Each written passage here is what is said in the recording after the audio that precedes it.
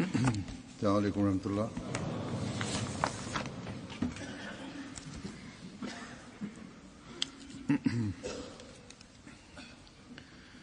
أشهد أن لا إله إلا الله وحده لا شريك له وأشهد أن محمدا عبده ورسوله أما بعد فأعوذ بالله من الشيطان الرجيم بسم الله الرحمن الرحيم الحمد لله رب العالمين الرحمن الرحيم مالك يوم الدين إياك نعبد وإياك نستعين اهدنا الصراط المستقيم صراط الذين أنعمت عليهم غير المغضوب عليهم ولا الضالين لن تنالوا البر حتى تنفقوا مما تحبون وما تنفقوا من شيء فإن الله به عليم.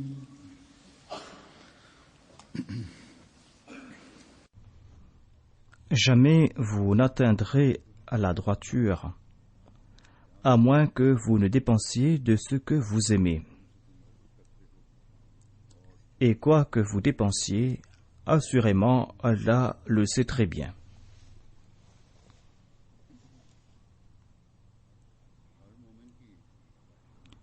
Tout croyant désire accomplir de bonnes œuvres afin de se rapprocher de Dieu.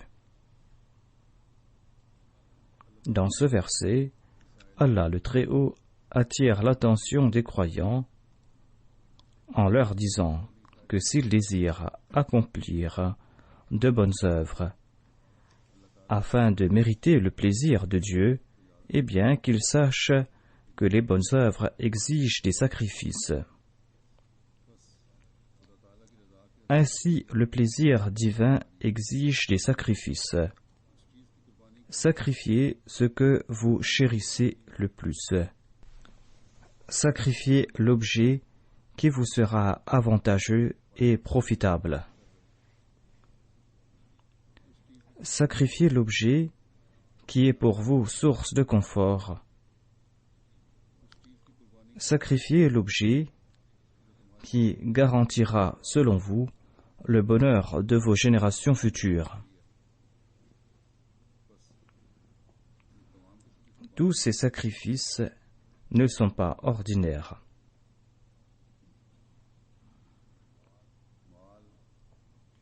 L'homme a de tout temps aimé les richesses.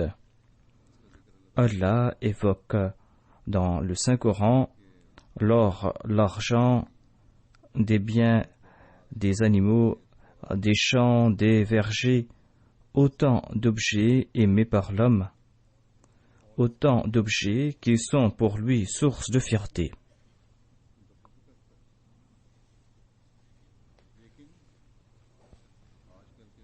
Aujourd'hui, en ce monde où règne le matérialisme, les nouvelles technologies ont non seulement rapproché ceux qui vivent dans des pays différents, de surcroît, cette nouvelle technologie ainsi que le système économique ont attisé davantage les désirs. Que l'on possède de grandes richesses ou pas, cette avidité cet amour pour les richesses et les efforts pour ramasser ces richesses ont atteint leur apogée. Les gens agissent ainsi afin de profiter au mieux de cette affluence, de cette opulence, de ces objets de plaisir, afin qu'ils profitent de tous ces objets qui sont disponibles dans le monde.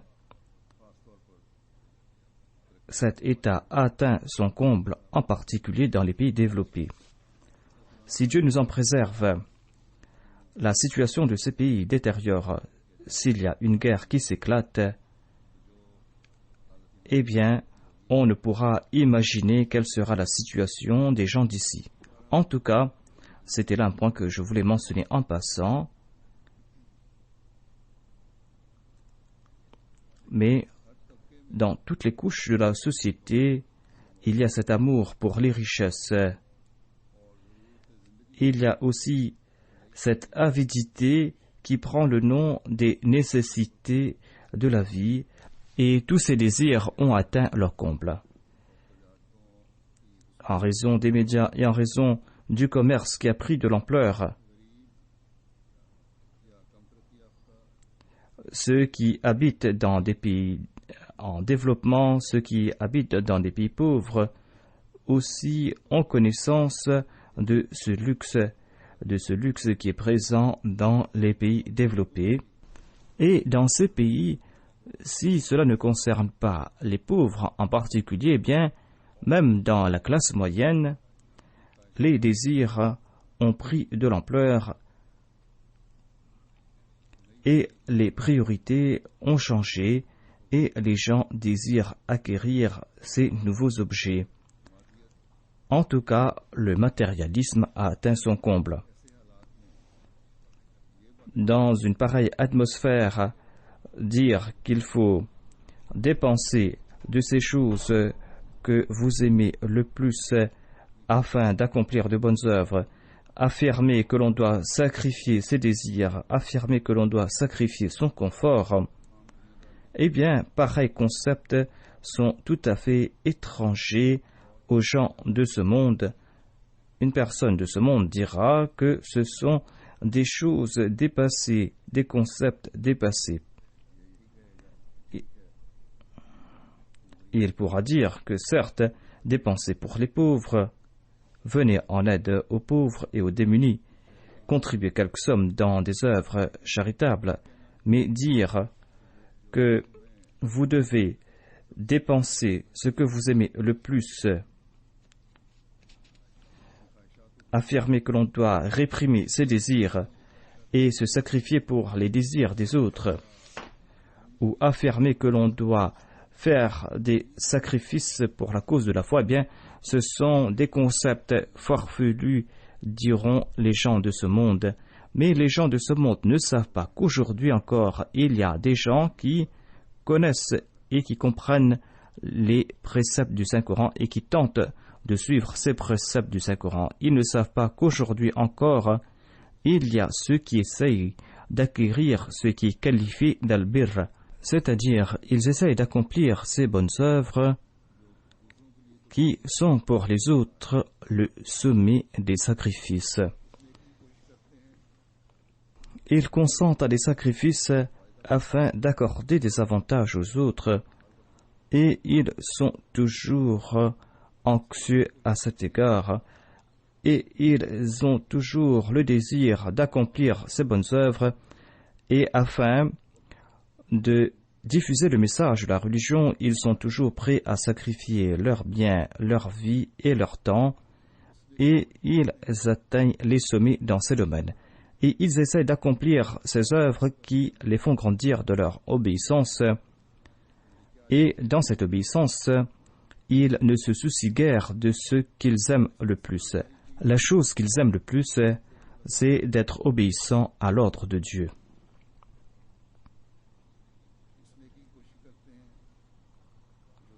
Ils essayent d'accomplir cette œuvre qui les font grandir dans la taqwa. Nombre de gens dans le monde ignorent qui sont ceux-là. Ces personnes sont celles qui se sont joints à l'amoureux parfait du saint prophète Mohammed paix soit lui, l'imam de l'époque, des personnes qui ont compris c'est quoi le sens réel de la vertu.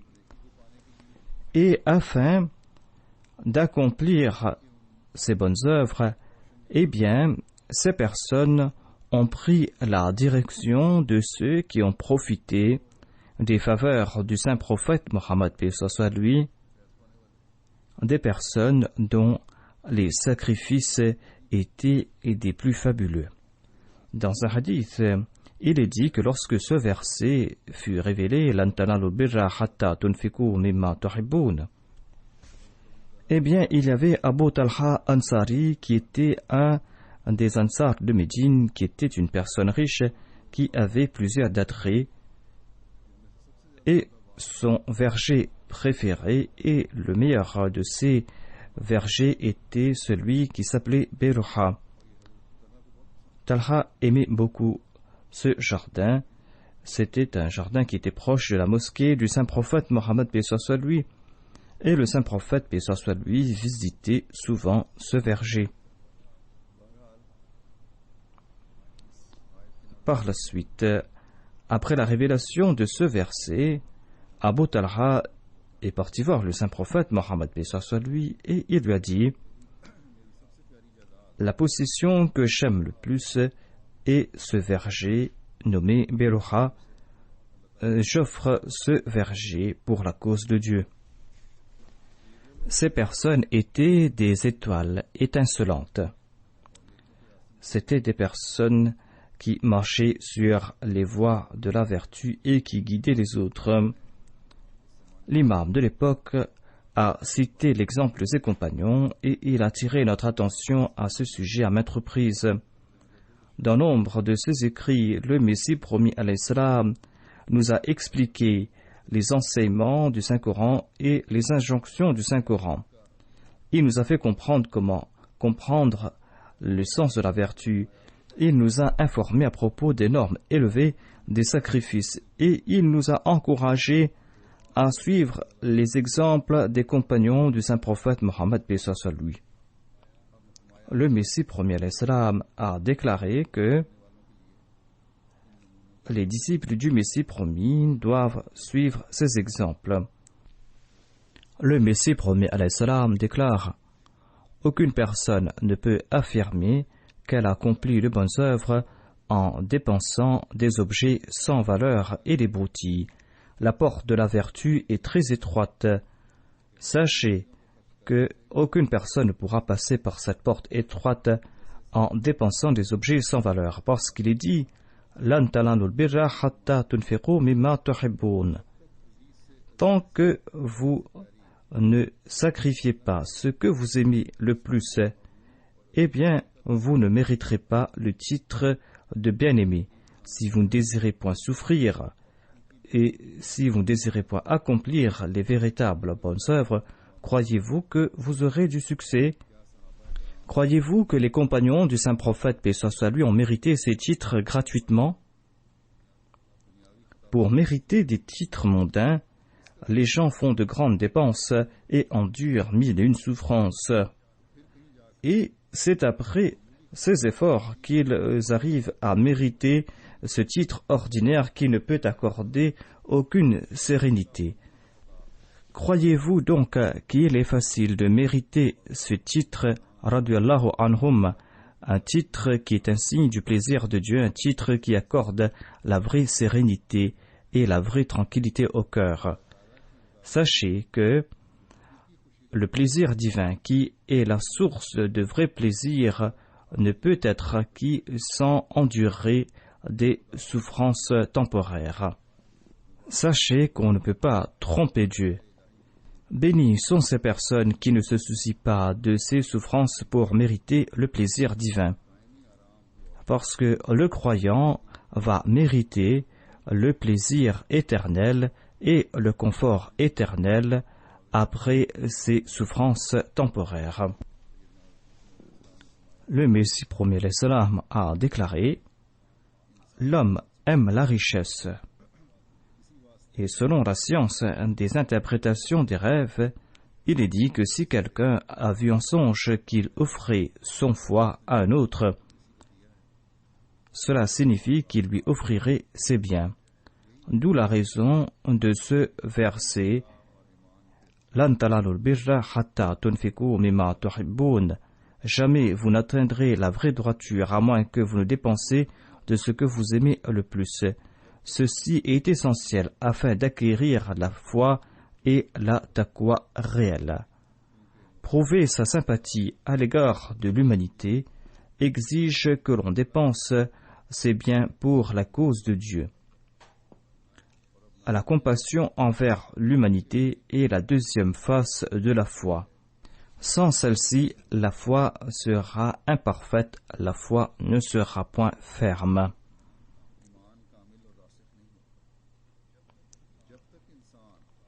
Tant que l'on n'est pas altruiste, l'on ne pourra accorder quelque avantage aux autres.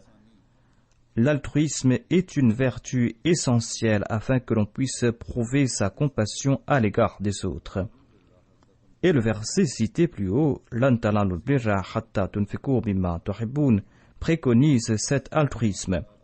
Dépenser pour la cause de Dieu prouve l'étendue de la piété et de la taqwa de l'homme. Abu Bakr radiyallahu anhu était la référence du dévouement à Dieu. Un jour, le saint prophète Mohammed, paix soit lui, lança un appel pour des fonds et Abu Bakr lui ramena toutes ses possessions sans rien laisser à la maison.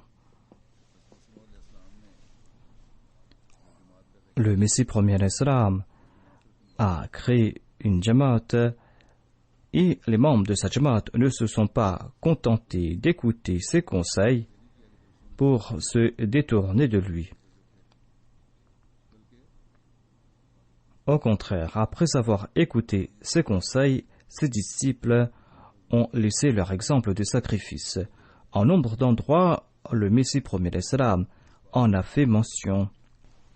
À une occasion, le Messie premier d'Islam a évoqué les sacrifices de ses disciples. Il a déclaré qu'il y a des centaines de personnes dans notre jamaat qui ont à peine de quoi se couvrir le corps. Ils ont à peine un manteau ou un pantalon pour porter. Ils ne possèdent aucun bien. Or, leur sincérité sans borne, leur attachement, leur amour et leur fidélité sont fort surprenants et fort étonnants. Dans un autre endroit, le Messie premier d'Islam a déclaré que tout progrès, tout changement que nous constatons au sein de notre jamaat sont invisibles nulle part ailleurs à notre époque. Ainsi, ces personnes qui ont profité directement des faveurs du Messie premier d'Islam ont mérité ce statut et ils ont eu le plaisir du Messie premier d'Islam.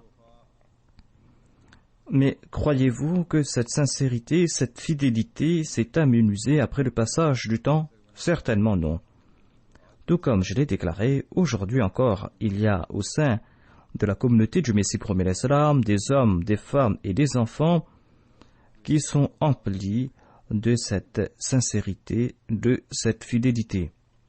Ces personnes ne sont pas confinées à des endroits, des pays particuliers. Au contraire, il y a des milliers d'exemples de ce genre dans le monde entier.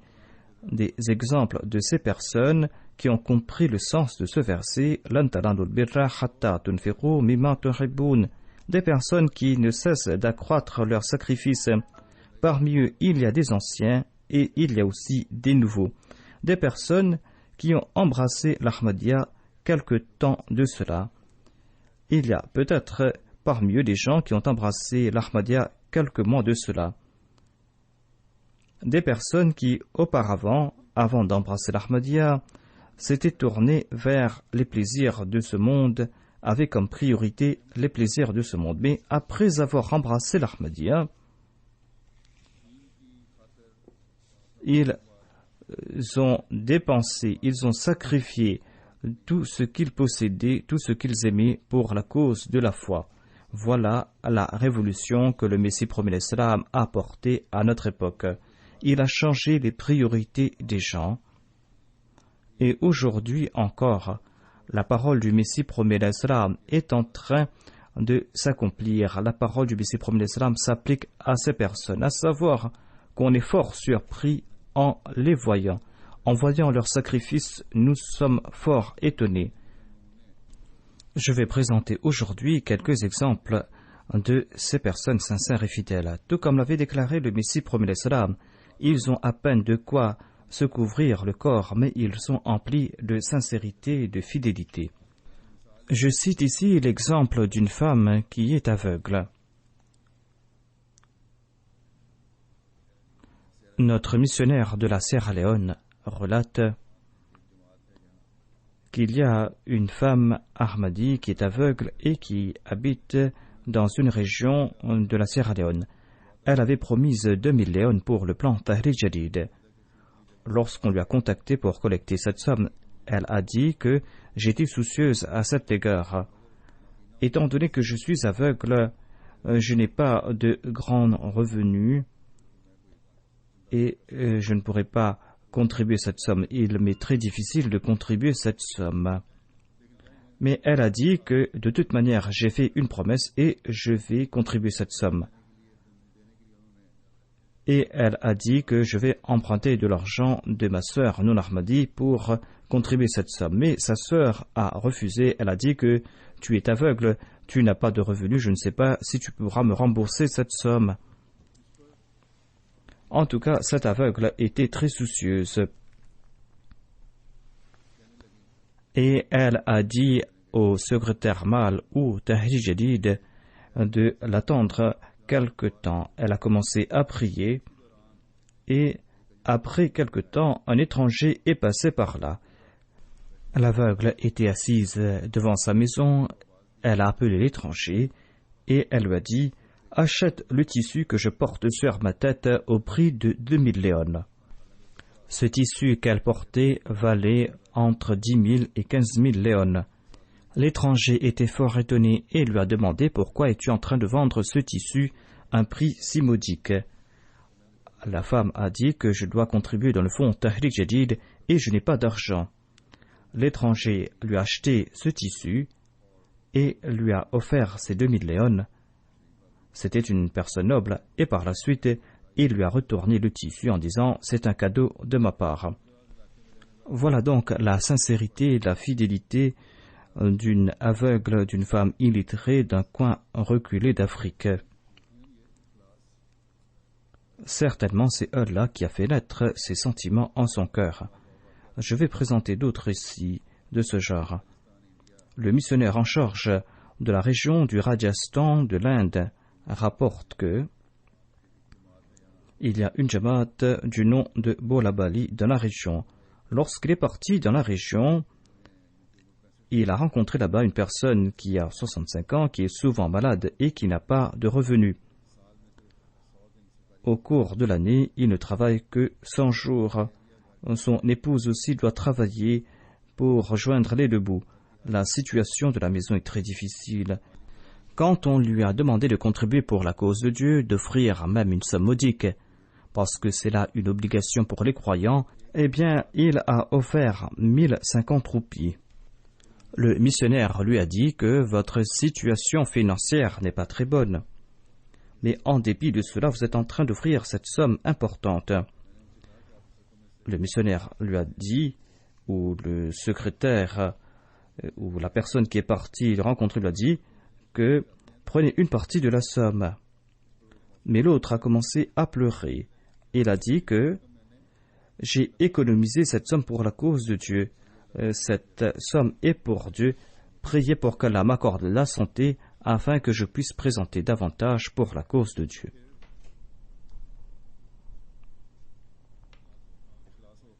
Il y a aussi un autre exemple de sincérité, de fidélité. Certainement cela doit secouer ceux qui sont riches.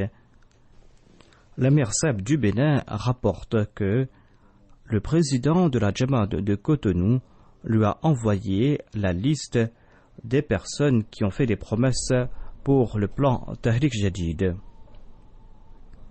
Il y avait dans cette liste le nom d'un ancien Ahmadi. lorsqu'on lui a fait ces rappels, eh bien, il est venu à la mission et il a dit: est-ce que vous avez vu quelqu'un qui n'a pas mangé pour une semaine? Il a déclaré que voilà mon état de dénuement, je pleurais pendant toute la nuit, je me suis dit que je n'ai pas d'argent pour contribuer dans le fonds Tahrik Jadid. Peut-être qu'Allah est en train de m'éprouver. Par la suite, il a offert une somme modique dans le plan Tahrik Jadid. Il a déclaré que c'est tout l'argent que je possède. Peut-être qu'il avait aussi emprunté cette somme quelque part. Il a contribué cette somme et il ne l'a pas utilisée pour apaiser sa faim. Le rapporteur relate qu'il voulait aider financièrement cette personne. Il lui a dit que je dois vous venir en aide parce que vous êtes en difficulté. Et l'autre a offert 10 000 francs CFA. Il a dit que j'ai des arriérages dans la Chanda Am. Et je contribue cette somme pour payer mes arriérages. Voilà donc leur sincérité, leur fidélité, tout comme l'a déclaré le Messie promet l'Islam. Ils n'ont pas de quoi porter sur leur corps, mais ils sont emplis de sincérité et de fidélité. Le Naib Wakilul Mal de Qadian rapporte que il est parti dans une jamaat où il a prononcé un sermon sur le plan Tahrik Jadid et son importance.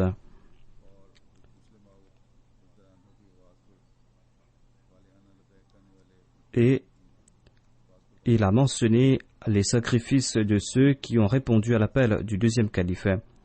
La Sada de la Lajna Imaïla est partie à la maison et elle a porté des bracelets en or et l'a offert pour le plan Tahrik Jadid. Par la grâce de Dieu, les femmes au sein de la Jamaat sont en train d'offrir leurs bijoux pour la cause de la foi et ce sont des exemples que nous voyons partout. Dans différentes parties du monde, nous voyons cet esprit parmi les femmes Ahmadis. C'est quelque chose de commun parmi toutes ces femmes, à savoir qu'elles vont offrir leurs biens les plus chers pour la cause de la foi.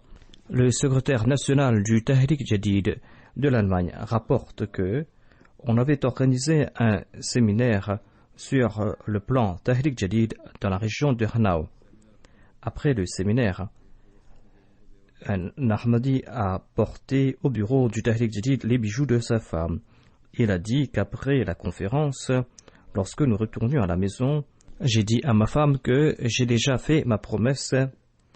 Est-ce que tu as fait ta promesse à toi? Son épouse a répondu à la lumière des enseignements du Saint-Coran: Lan tanalul birra hatta tunfiqu mimma tuhibbun. J'ai déjà fait des sacrifices. Et elle a présenté les bijoux qu'elle avait reçus pour son mariage dans le plan Tahrik Jadid. L'Amir Zaheb de Lahore rapporte qu'une femme avait fait de grandes promesses pour le plan Tahrik Jadid. C'était une dame qui avait des moyens. Cependant, lorsque on lui a demandé d'offrir davantage, elle est partie à la maison et elle a apporté une boîte dans laquelle il y avait des bijoux et elle a dit: j'offre tout cela pour la voie de Dieu. Et elle a fait sortir un bracelet en or massif et l'a offert pour le plan Tahrik Jadid. Nous avons vu l'exemple d'une femme du sud de l'Inde. Ce sont des femmes qui appartiennent à des tribus différentes, d'origines différentes, qui ont des langues différentes. Il y a une deuxième qui habite au Pendjab, au Pakistan, et la troisième qui est en Allemagne. Mais dans toutes les trois, nous voyons le même esprit de sacrifice et les mêmes sentiments. Voilà l'unité, voilà le sens de sacrifice que Dieu a fait naître au sein de la Jamaat. C'est là une grâce de Dieu, une grâce que Dieu accorde aux Ahmadis. Un de nos missionnaires a rapporté le récit d'un Ahmadi sincère d'Afrique. Le missionnaire rapporte qu'il a été affecté dans la région de Sego, au Mali. Un jour après la prière de Juma, le Muallim lui a présenté une personne. Il lui a dit qu'il appartenait à la famille de grands mollahs et il a dit qu'il veut contribuer pour la cause de Dieu. Il a déclaré qu'aujourd'hui, à la radio, j'ai entendu le sermon du calife à propos des contributions. Le rapporteur déclare que je lui ai cité le verset Lan tanalul birra hatta tunfiqu mimma tuhibbun pour l'encourager à dépenser dans la voie de Dieu. Et il était fort étonné. Il a déclaré que dans le sermon que j'ai écouté à la radio, on a cité le même verset et j'ai pensé offrir 5000 francs CFA. Mais par la suite, en raison des insinuations de Satan, je me suis dit que je vais offrir que 2000 francs CFA. Mais étant donné que vous m'avez cité le même verset, eh bien, j'ai maintenant la certitude que cette nizam, cette organisation vient de la part de Dieu et je vais offrir 5000 francs CFA. Et il a offert 5000 francs CFA. Ce sont des nouveaux convertis qui font de grands sacrifices pour la cause de Dieu par la grâce d'Allah. Allah accorde aussi ses faveurs à ceux qui consentent à ces sacrifices pour la cause de Dieu. Et Dieu fait grandir ces gens dans leur foi, dans leur sincérité. Je vais vous présenter quelques exemples de ce genre.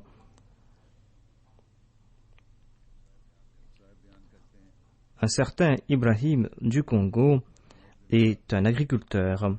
Il déclare que auparavant, je ne faisais pas de grands sacrifices financiers, mais depuis que j'ai commencé à contribuer pour la cause de Dieu, eh bien, je fais de grandes récoltes. J'ai compris l'importance des contributions financières et je commence à contribuer régulièrement et il y a ce changement dans ma vie.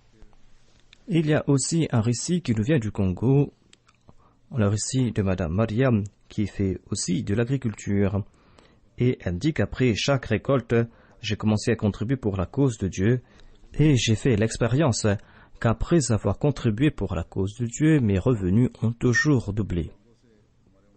Notre missionnaire du Congo rapporte un récit qui concerne un monsieur qui s'appelle Ahmad. Il a promis 20 000 francs CFA pour le fonds Tahrik Jadid alors qu'il était au chômage. Mais une semaine après avoir fait cette promesse, il a trouvé un emploi et il travaille comme directeur dans son domaine et il est en train de contribuer régulièrement. Et il a déclaré que ce sont là les bénédictions de ses contributions. Le Naïb Wakilul Mal de Qadian rapporte qu'il a reçu l'appel d'un Ahmadi de la province de Kerala. Sa personne a dit que le calife a lancé la nouvelle année du plan Tahrik Jadid et le calife a cité l'exemple de ces Ahmadis d'Afrique qui, en dépit de la pauvreté, participent dans les plans Tahrik Jadid. Cet Ahmadi a dit que nous avons les moyens, c'est pour cette raison que cette année-ci, au lieu de contribuer 200 000 roupies, je vais contribuer 500 000 roupies. Et il a commencé à pleurer au téléphone et il a écrit au calife pour que le calife prie pour lui. Le Naïb Wakilul Mal a déclaré que après quelque temps, j'ai fait une tournée dans la province de Kerala et j'ai rencontré cette personne qui m'avait téléphoné. Il avait déjà complété ses promesses et il a déclaré que après avoir augmenté mes contributions, eh bien, Dieu a béni mon business. Mon business a pris une telle ampleur qu'il m'est difficile de trouver du temps. L'inspecteur du plan Tahrik Jadid de la région de Karnatak, un certain M. Ibrahim, rapporte qu'un jeune de la région avait répondu à l'appel du deuxième calife et il a contribué son premier salaire qui est de 73 600 roupies. Mais en sus de cette contribution, il a offert 100 511 roupies de plus. Et Dieu lui a montré un miracle. Il y avait quelqu'un qui lui devait une très grosse somme. Et il avait perdu l'espoir que l'autre allait le rembourser. Mais un jour, sa personne est venue le rencontrer, lui a présenté ses excuses et lui a remboursé cette dette. Allah renforce aussi la foi de ceux qui font ces sacrifices financiers. Nous voyons d'innombrables exemples de ce genre partout dans le monde. Il y a un nouveau converti qui est de l'Ouzbékistan. Il s'appelle Wahid Owich. Il a déclaré qu'il réside à Moscou depuis fort longtemps et qu'il pouvait estimer ses revenus annuels. Mais depuis qu'il a fait la bayra, dit-il, et qu'il a commencé à contribuer pour la cause de Dieu, eh bien, il y a eu une grande augmentation dans mes revenus, dit-il. Au cours de cette seule année, j'ai acquis plus que ce que j'avais gagné au cours de ces 13 dernières années. J'ai cette certitude que ce sont là les bénédictions qui découlent des dépenses que l'on fait pour la cause de Dieu. Le missionnaire de la région de Kaya, du Burkina Faso, rapporte un récit qui concerne un Ahmadi d'un village de la région.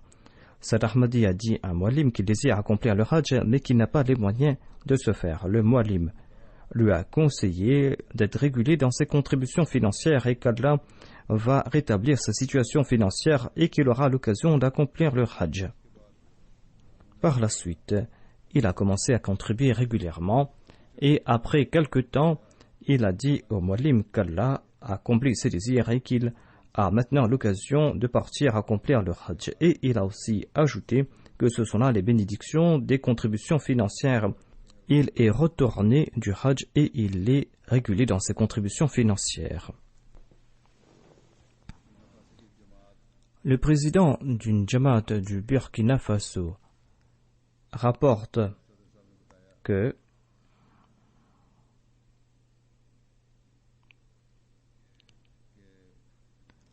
la situation financière d'une personne était très difficile. Il désirait lancer un projet, mais il ne pouvait pas le faire en raison du manque de moyens. Il participa durant ses jours à la Jalsa Salana du Burkina Faso, et en entendant parler des contributions financières, il a décidé de contribuer régulièrement et de payer ses arriérages. Lorsqu'il est retourné à la maison, il a payé ses arriérages et il a promis de faire ses paiements à temps. Et avant qu'un mois ne s'écoule, tous ses soucis financiers à la maison avaient disparu et il a pu compléter son projet. Tout cela était en raison des bénédictions de ses contributions financières. L'Amir Sab du Canada rapporte qu'un Ahmadi du Canada avait fait une perte de $200,000 quelque temps de cela. On lui a conseillé de contribuer régulièrement dans les fonds de la communauté et que cela va bénir ses biens. Il faut aussi être régulier dans ses contributions de Chanda'am. Par la suite, cette personne a commencé à contribuer régulièrement dans les fonds obligatoires. Il a déclaré que j'ai lu les directives du deuxième calife qui a déclaré que l'on doit contribuer dans le fonds Tahrik Jadid au début de l'année. J'ai suivi ce conseil et j'ai commencé à contribuer au début de l'année dans le plan Tahrik Jadid. Et depuis les 3 dernières années, je le fais au début de l'année. En conséquence, Dieu m'a accordé d'innombrables grâces.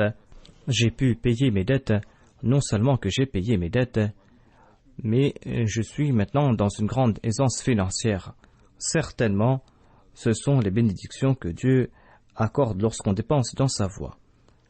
L'Amir Sab du Canada rapporte qu'un Ahmadi a lancé son business et il avait promis la somme de $1,000 pour le plan Tahrik Jadid. Et on lui a dit que l'année ensuite, vous allez devoir contribuer $5,000. Cet Ahmadi a aussi écrit au calife pour qu'il prie pour lui, afin qu'Allah puisse lui accorder la possibilité de compléter ses promesses. Lorsque le secrétaire mâle est parti le rencontrer à la fin de l'année, il a déclaré que Dieu a béni mon business et je vais contribuer $5,000 cette année-ci au lieu de le faire l'année prochaine. Et je vais tenter d'accroître mes contributions l'année prochaine. L'Amir Sab des États-Unis rapporte que un Ahmadi de la région de Seattle a rapporté qu'en 1974 et 1984, on avait brûlé leur business au Pakistan. Mais à chaque fois qu'on l'avait fait, Dieu leur a accordé des bénédictions et avait béni leurs biens. Il a déclaré que cette année-ci, il a promis $100,000 et il a ajouté que son business a pris une ampleur inimaginable pour lui.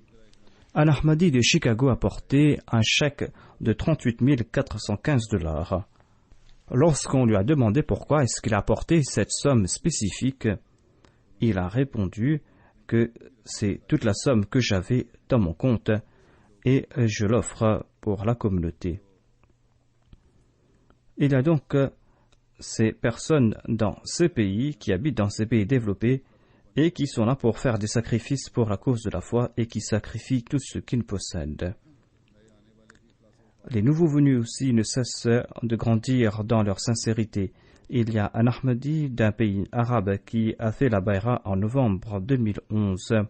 Son épouse a fait la Bayra l'année dernière. Lorsque le secrétaire mâle lui a demandé sur quoi il parlait à propos de la Jamaat Ahmadiyya, le secrétaire mâle a déclaré que tous deux époux et épouses disaient à propos de la Jamaat Ahmadiyya que c'est cette communauté qui est en train de dépenser à bon escient, c'est bien pour la cause de Dieu. C'est pour cette raison que l'on doit contribuer dans les fonds de la communauté Ahmadiyya, pour la cause de Dieu. L'épouse n'était pas Ahmadi, et cette année-ci, tous deux, le mari et la femme, ont contribué 14 000 livres sterling, et aucune autre famille de la région n'a contribué autant. L'Amir Saab de la région de Londres rapporte qu'on a encouragé les membres de la Jamaat de Worcester Park d'augmenter leur contribution. Il y avait une famille qui devait partir en vacances et ils ont contribué à la somme qu'ils avaient économisée pour leurs vacances et au lieu de partir en vacances, ils sont restés chez eux. Il y a d'innombrables récits de ces sacrifices financiers de ces hommes, de ces femmes, de ces enfants. Comme je l'ai déclaré, les gens ont comme priorité le monde, les gens cherchent le confort et l'opulence de ce monde. Mais les Ahmadis, quant à eux, sont en train de faire des sacrifices pour la cause de Dieu. Le missionnaire d'une région de l'Ouganda rapporte que nous avons demandé à un Ahmadi de contribuer dans le plan Tahrik Jadid. Celui-ci n'avait rien, il avait une poule à la maison et il a offert la somme qu'allait coûter cette poule dans le plan Tahrik Jadid. Et il a dit que je n'ai rien, je dois aussi payer l'écolage de mes enfants, mais je vais le faire après, accepter d'abord la contribution de notre famille. Le secrétaire national du Tahrik Jadid des États-Unis rapporte qu'il y avait un jeune garçon de 11 ans qui avait économisé de l'argent pour acheter une console vidéo. À cet âge, les enfants aiment jouer aux jeux vidéo et à rien d'autre. Mais lorsqu'on lui a demandé de contribuer dans le fonds Tahrik Jadid, au lieu d'acheter ce jeu vidéo qui coûte $100, il a contribué cette somme. C'est ainsi que cet enfant a préféré la foi à ce monde. Il y a d'innombrables enfants qui ont contribué leur argent de poche dans le plan Tahrik Jadid. Ces enfants qui habitent aux États-Unis et qui ont de tels sentiments méritent nos éloges. Et certainement, les parents de ces enfants doivent remercier Dieu à cet égard. Et comment prouver sa reconnaissance? Pour prouver sa reconnaissance, il faut rehausser la norme de ses actes d'adoration et la norme de ses sacrifices. Un missionnaire de l'Ouganda rapporte que il y a un jeune garçon d'une Jamaat qui a appris à faire la prière et qui a commencé à diriger la prière dans sa région. L'Amir Saab lui a offert une récompense pour l'encourager et il a contribué cette somme dans le fonds Tahrik Jadid. Et après quelque temps, ce jeune garçon a participé dans une prière funéraire.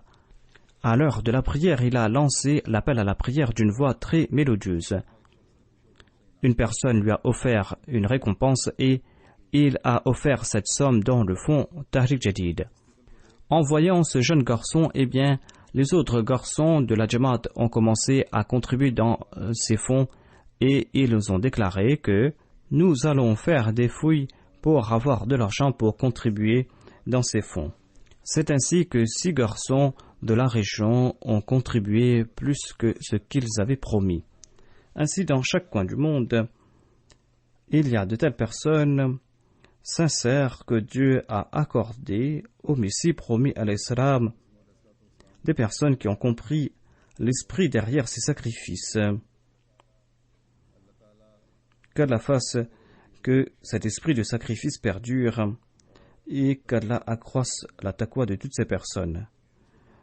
Je vais annoncer la nouvelle année du plan Tahrik Jadid et je vais vous présenter le rapport de l'année dernière.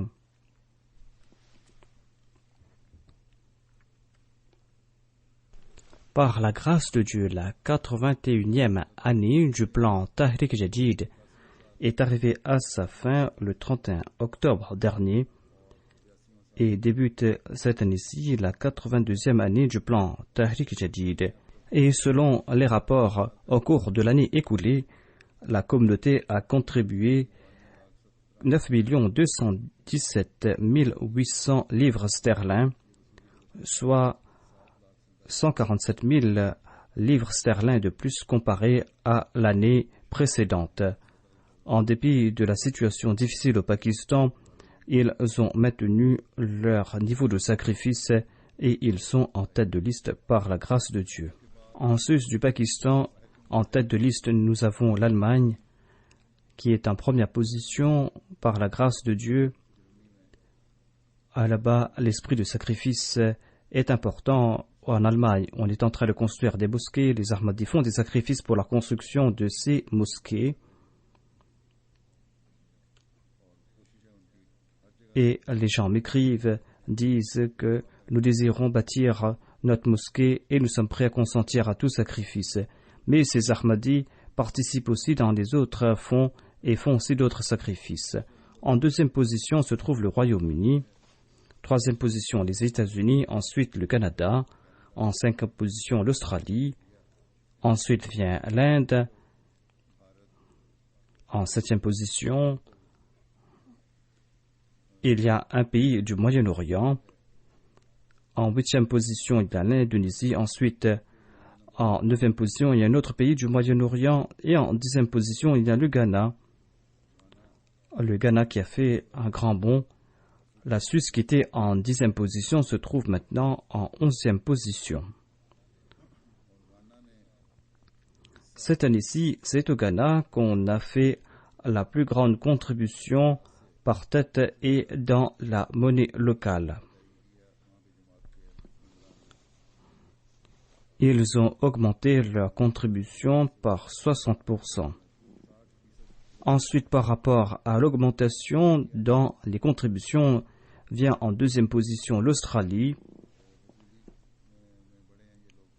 Ensuite, il y a un pays du Moyen-Orient. Ensuite, il y a le Canada et les autres, ou les autres Jamaat.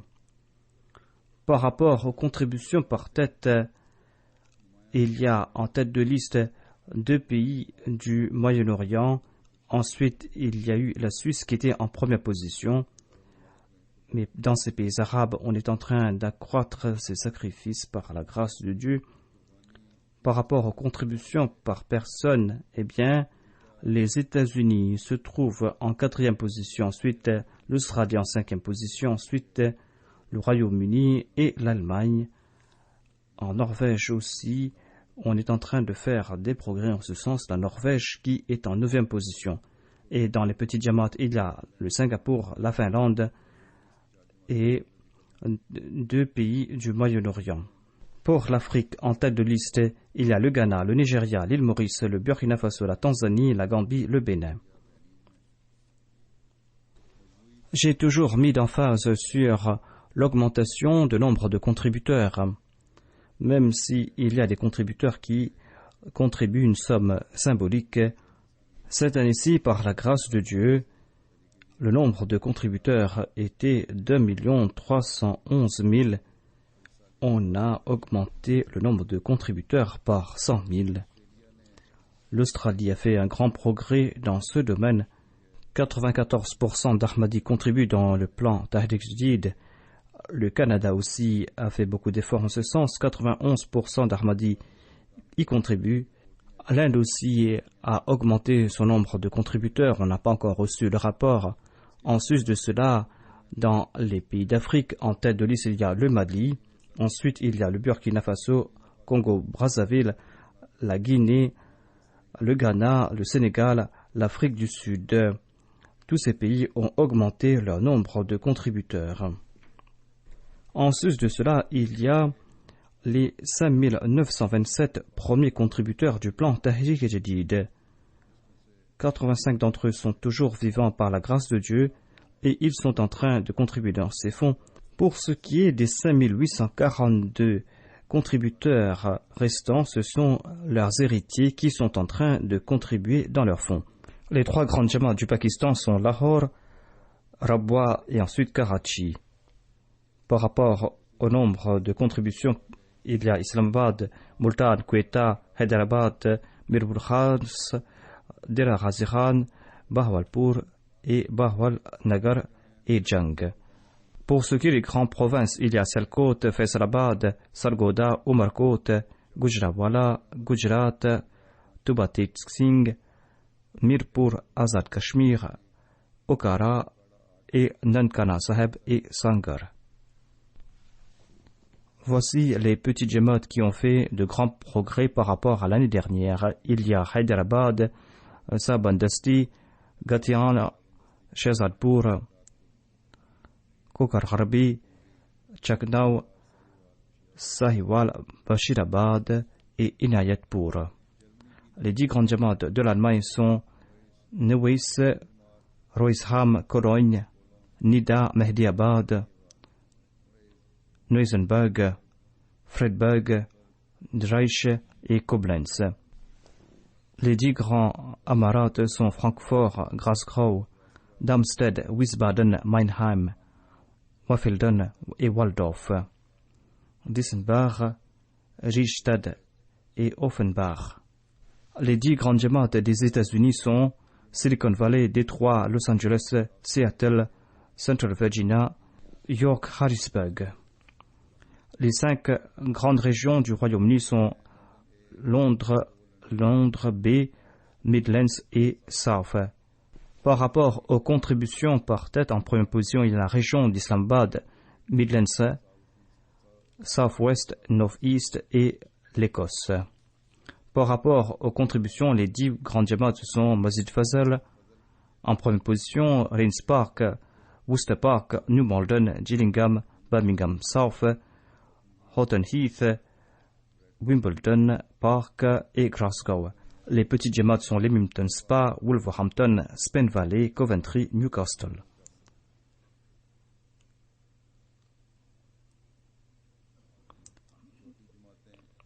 Pour les petits jamaats, il y a Devon and Cornwall, Leamington Spa et Spen Valley et Swansea. Les jamaats du Canada sont Calgary en première position, Peace Village, Toronto, Vaughan et Vancouver. Les 5 jamaats qui ont fait de grands progrès sont Leamington, Durham, Milton, Georgetown et Ottawa-Ouest. Les 10 jamaats qui sont arrivés en première position de l'Australie sont Castle Hill, Melbourne South, Brisbane, Logan, Brisbane South, Canberra, A-City, Canberra, Adelaide South, Blacktown, Mount Dude et Mawson Park. Les 10 grandes jamaats de l'Inde sont Kerala, Hyderabad, Calicut, Kerala, Kadian, Patampiram, Kerala, Kinanur Town, Kerala, Calcutta, Bengale, Solo et Tamil Nadu.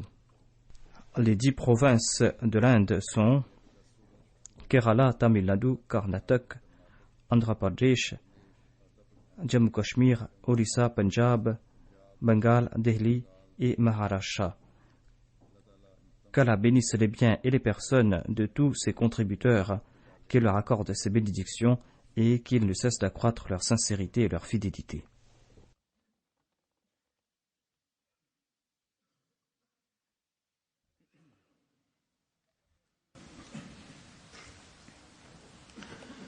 Alhamdulillah, nahmaduhu wa nasta'inuhu wa nastaghfiruhu wa nu'minu bihi wa natawakkalu alayhi wa na'udhu billahi min shururi anfusina ومن سيئات أعمالنا من يهده الله فلا مضل له ومن يضلل فلا هادي له ونشهد أن لا إله إلا الله ونشهد أن محمدا عبده ورسوله عباد الله رحمكم الله إن الله يأمر بالعدل والإحسان وإيتاء ذي القربى وينهى عن الفحشاء والمنكر والبغي يعظكم لعلكم تذكرون اذكروا الله يذكركم وادعوه يستجب لكم